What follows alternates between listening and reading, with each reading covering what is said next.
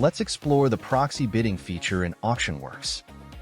With this feature, buyers can set a maximum bid, and AuctionWorx will automatically place bids on their behalf whenever a new bid is placed by other users.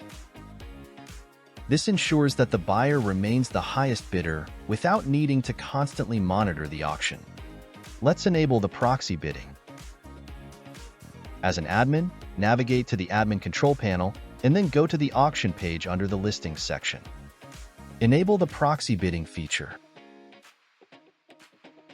Let's see how it works. Ben sets a max bid of $50,000.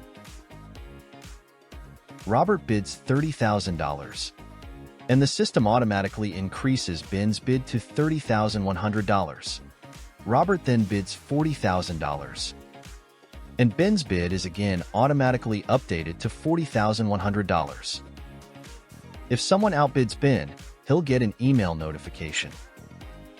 This is how proxy bidding keeps you competitive without having to monitor the auction constantly. Thank you for watching.